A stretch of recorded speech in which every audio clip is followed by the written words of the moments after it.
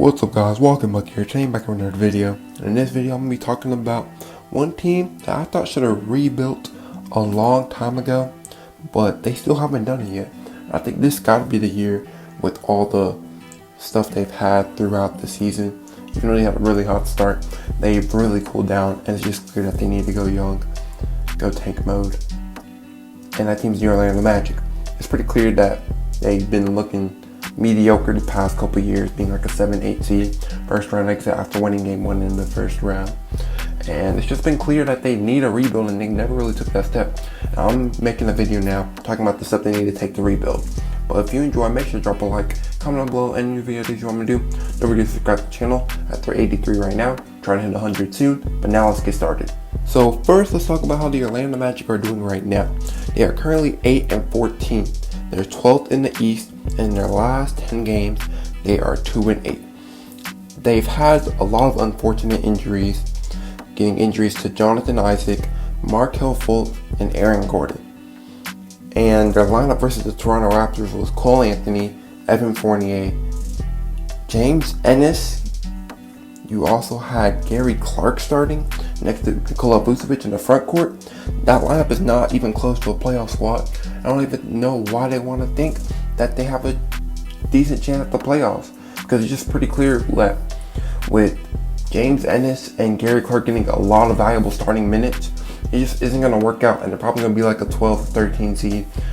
But knowing the Magic, they're going to try and make a push to be a 10-9 seed, not have a deep player front, have a bad pick, and then become mediocre once again. Even though they did draft Cole Anthony, the 15th pick, who was really good, it's just not very smart.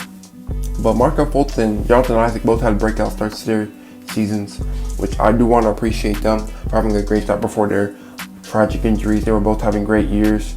Look, they got good contract extensions, and those contracts look pretty cheap to what their upside could really be once they're healthy again.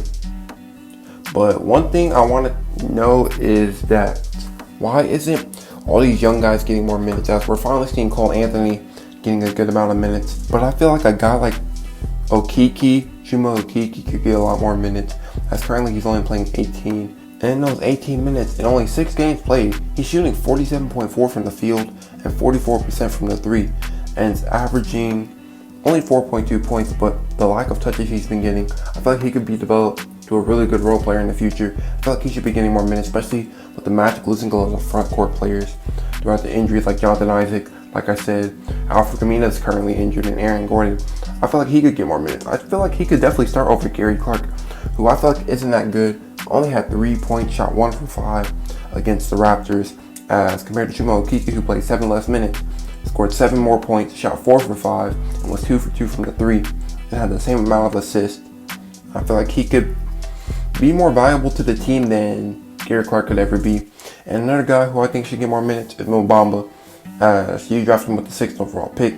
I feel like he deserves at least the backup center minutes, but you gave it to Kevin Birch. As through 8 games, he's averaged 4.4 points and 2.6 rebounds and only 5.9 minutes per game.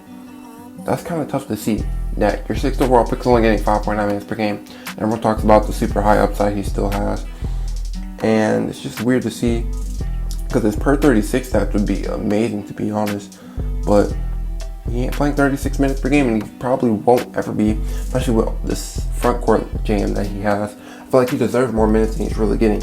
Getting 3 minutes against the Raptors, and most of those being garbage time minutes, just isn't really worth what he really could be.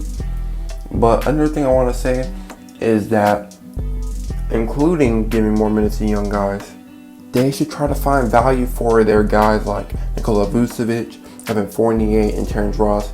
And I feel like there could be a lot of suitors for those teams, as currently Vucevic is having an all-star type year, maybe his best year of his career, averaging 22.5 points, 11.2 rebounds, 3.5 assists, and 1.1 steals on 48, 43, 84% splits. He's having a really good year. He's looked like the best player in the Magic, clearly, and he's just a beast offensively inside the post and able to shoot it outside the post. And I feel like his amazing rebounding also helped the Magic be, I think, a top 10 rebounding team in the league currently, near top 5. I think they're like 6th or 7th. But I feel like a team could really use that size with his amazing ability to score inside while scoring outside, as he isn't the greatest defender, but if a team misses a shot, he's willing to get those rebounds and be able to work inside if needed. And I feel like some teams that could potentially want him are like the Boston Celtics, the Charlotte Hornets, both teams that could really use an upgrade at their bigs, as the Tice Thompson front court isn't really working. I don't think the Hornets want Cody Zeller. I feel like both of those teams could give valuable assets. Maybe not like super valuable assets, but giving like young role players and maybe like a first to get Vucevic. I feel like the Magic would really like that deal as well. Another guy I said was Evan Fournier. He's currently averaging 17.6 points, 2.5 rebounds, and 3.6 assists, 1.1 steals per game, shooting 44, 35, 80 splits. A really good scorer, a very good catch and shooter if you need him to make catch and shoot shots. He's able to provide an offensive spark, whether you want him starting next to your point guard in the backcourt, or if you want him off the bench to be that scoring spark. I have teams like the Mavericks, who I think are dead last in 3-point percentage. He could be a really nice shooter for them and be like a really nice pair next to Doncic, as he's able to take the balls to his hands a little bit, but if you want them to become a catch and shoot 3-point shooter, he can really become that. And then the Lakers, who could really just use that shooting off the bench, as Kyle Kuzma has been a really good scorer off the bench, but just have that 3-point sharp shooting while being able to create a shot, being able to do both of those in the same way.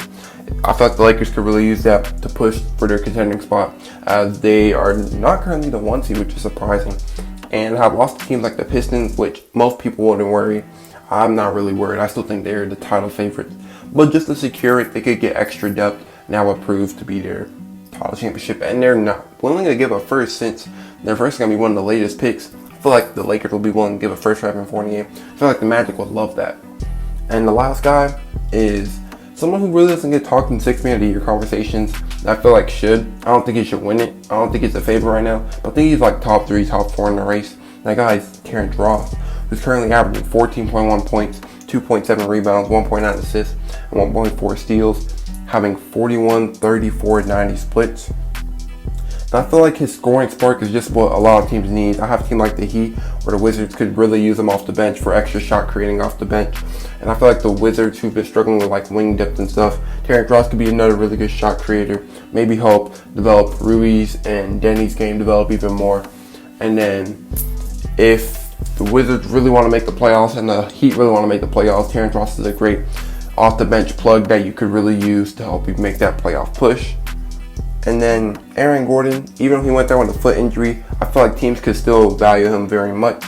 He may be done for the season, but if he somehow finds a way to come back before the trade deadline, teams like Minnesota, teams like Portland, teams like Denver, they could really use some forward depth right now. As many really needs a power forward bad, it's pretty clear. Nuggets need a power forward bad, it's pretty clear. You also need some defense, and Aaron Gordon has two-way potential.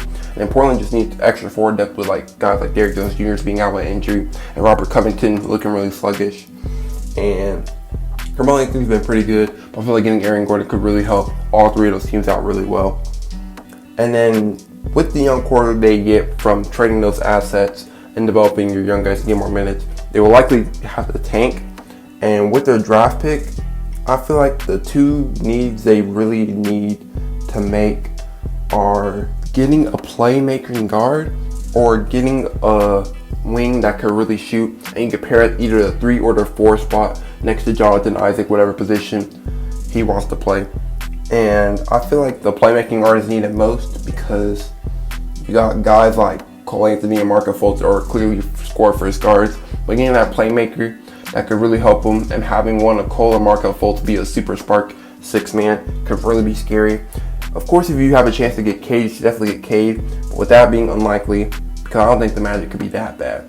You can get a guy like Jalen Suggs, who's been a really good playmaker. And there's even some guys who could be a late first-round pick that could still develop to be a pretty good playmaker that you could potentially snag up. A guy like Daishen Nix, you could trade for that Lakers late first, try to pick him up, and then he could be a really good playmaker off the bench for you while you have Cole and Markelle Fultz start as Daishen Nix to continue to develop. And then another guy I said was getting a wing who could shoot. And I feel like if you can get that wing that could shoot really well from the 3, pair next to Isaac with his defensive abilities, I feel like that could be a really nice combo. If their pick somehow ends up being late lottery, they could get a guy like Corey Kispert, who is probably the best shooter in this draft class. Zaire Williams has high upside as a 3-pointer. He's still kind of raw, but I feel like he could be really good wing spot. And he's super athletic too and works well in the perimeter. Both of those guys I feel like may have a really good chance to work really well with Jonathan Isaac and help with the rebuild, as they really wouldn't need a guard, because if you can get that wing, you can have a lineup of Fultz, Cole Anthony, whoever you drafted, Isaac, and continue to develop Bamba. You still got like Chuma Kiki coming off the bench, continuing to develop as a really good role player, and then building more young talent around him with the late picks you have. I feel like that could be a really good young core. I feel like that's a smart move for the Orlando Magic to make, but I'm not their general manager, so they can do whatever they want. But I just think it'll be smart if they go into rebuild mode. As you got a lot of good young talent locked up. You got Cole Anthony on his rookie deal. You just signed Jonathan Isaac.